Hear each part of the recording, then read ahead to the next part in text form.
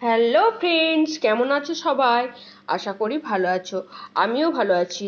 তো আমি দেখো সকাল সকাল মাছ নিয়ে চলে এসেছে। তো সেই মাছগুলো আমি ব্যবস্থা করছি। তো এখানে এনেছে এতটা ডিম আর মাছ। তো ডিমটা একটু জল দিয়ে ধুয়ে নিচ্ছি। আমাদের তো সবাই জানো, আমরা মাছে ভাতে বাঙালি, একটু মাছ পেলেই সন্তুষ্ট। আর মাছের কি কি আইটেম হয় সে তো সবারই কম বেশি জানা আছে। তো আমরা মাছের বেশি ঝোলটাই খাই, মাছের ঝোল। আর মাছের হয় টক, আর মাছের কালিয়া, মাছের ঝাল, আর মাছ ভাপা। তো এত কিছু মাছ দিয়ে আইটেম হয়, সেগুলোই আমি বললাম বন্ধুরা। তো আমাদের বেশি বাড়িতে মাছের ঝোলটাই হয়, সেটাই বললাম। আর তোমাদের কি হয় সেটা অবশ্যই বলবে কিন্তু কমেন্ট করে। আর দেখো এখানে এতটা ডিম ছিল। তো আগেই আমি লঙ্কার পেঁয়াজ কুচিয়ে রেখেছি। এবার ডিমটা ধুয়ে নিয়ে এর মধ্যে দিয়ে, পেঁয়াজের মধ্যে একটু বেসন নুন পরিমাণ মতো দিয়ে এটাকে একটু ভাবছি গরম গরম পকোড়ার মতো করব। তো আমি এটা অন্য সময় এটাকে পেঁয়াজ না দিয়ে এটাকে বড়া করে, গোল গোল করে বড়া করে এটা আমি মাঝে মাঝে টকও করি, খুব ভালো লাগে বন্ধুরা। তো দেখো আমি কড়াইয়ের মধ্যে তেল দিয়ে দিয়েছি।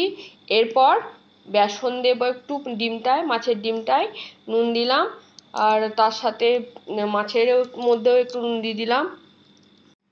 আর মাছের ডিমটার মধ্যে কিন্তু আমি বেসনটা খুব কম পরিমাণেই দেব, কারণ ডিমটা শুধু ভাজা করলে এটা কি চারিদিকে ছড়িয়ে ছিটিয়ে ফাটতে শুরু করবে। আর বেসনটা দিলে একটু আটালো, এইভাবে করলে কিন্তু বড়াগুলো খুব সুন্দর হয়। আর শুধু ডিম ভাজলে পরে চারিদিকে ছড়িয়ে ছিটিয়ে সব পড়ে যাবে। তো আমি এইভাবেই মাছের ডিম আনলে সামান্য বেসন মিশিয়েই করি।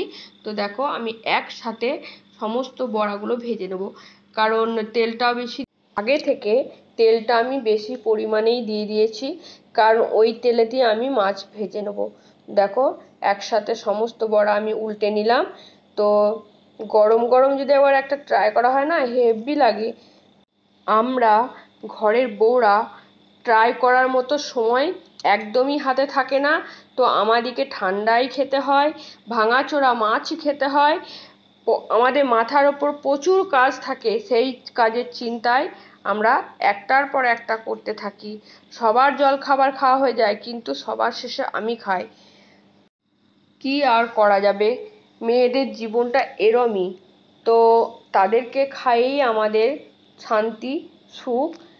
যদি এখন ছেলেটা থাকতো ঘরে, গরম গরম তার হাতে দিয়ে বলতাম নে একটা খা গরম গরম, সে খেলেই আমার খাওয়া। সকাল থেকে উঠে এদিক ওদিক কাজ তো থাকেই। তারপরে রান্না, রান্না প্রায় 3 ঘন্টা ছাড়া রান্না হয় না। রান্নাঘর থেকে বেরোতে মোটামুটি সমস্ত কাজ সেরে তারপরে বেরোতে 3 ঘন্টা সময় লাগে, রান্নার মধ্যেই ঢুকে থাকি। তো এরপর যদি কষ্ট করে রান্না করার পর তারপরে যদি খাওয়ার সময় কেউ বলে যে আজকে রান্নাটা বা ঝোলটা খুব সুন্দর হয়েছিল গো, তখন খুশিতে যেন এত মনটা ভরে ওঠে। ওদের খাওয়াতে মানে কতটা যে সুখ, কতটা শান্তি পাওয়া যায় সেটা তোমাদের বলে বোঝাতে পারবো না বন্ধুরা। তো আমাদের মেয়েরা এইরকমই, কাউকে খাইয়েই বেশি আমরা সুখ অনুভব করি। তো নিজেদের খাওয়া দূরে থাক। দেখো তোমাদের সাথে বলতে বলতে আমার এদিকে মাছ ভাজাও হয়ে গেল। তো আমি এবার মশলাটাকে কষিয়ে নিচ্ছি বন্ধুরা। আমি আবার আজকে মশলা দিচ্ছি, ঝোলটা করছি মশলা দিয়ে, কিন্তু অন্য অন্য দিন আমি কালো জিরে ফোড়ন দিয়ে করি। তো ওটা তো হেভি লাগে, কিন্তু আমার ছেলে পছন্দ করে না, বলে কি আমি রুগী যে আমি কালো জিরে দিয়ে আমি ঝোল খাবো। তাই ওর জন্যেই আমাকে মশলা দিয়ে করতে হয়। তো আমরা বড় ভালোবাসা, আমিও ভালোবাসি ওই কালো জিরে দিয়ে ঝোল। তো দেখো এদিকে পটলগুলো আমি একটু ভেজে নিচ্ছি। আজকে রান্না করব, ঝোলই করব। পটল আগে ভেজে নিচ্ছি, পটলটাকে নুন হলুদ দিয়ে দিলাম প্রথমে। তো এটাকে একটু সামান্য ভেজে নেব। তারপরে দেব বরবটি কেটে রেখেছি। তো বরবটিগুলো একটু ভেজে নেব। তারপরে বন্ধুরা এই যে সবজিগুলো তোমরা দেখছো, এই সবজিগুলো কিন্তু আমার ছেলে কিন্তু একটাও পাতে নেবে না। আমি আর বর খাবো বরবটি আর পটল। ওকে শুধু বেছে বেছে আলু আর মাছ তুলে দিতে হবে। আমার ছেলে মোটেই সবজির দিকে এতটুকু নেশা নেই, খালি মাছ মাংস। আর এই যে মশলাটা ভেজে রেখেছিলাম, ওটা ভাজা হয়ে গেল। এবার মশলা দিয়ে একটু কষিয়ে নেব। আমি যদি পটলের সাথে বরবটি একসাথে যদি ভাজতাম তো বরবটিগুলো গলে পুড়ে যেত।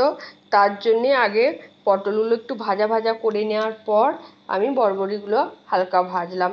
এরপর দেখো সমস্ত আমার সবজি ভাজা কষা হয়ে গেল, জল ঢেলে দিলাম।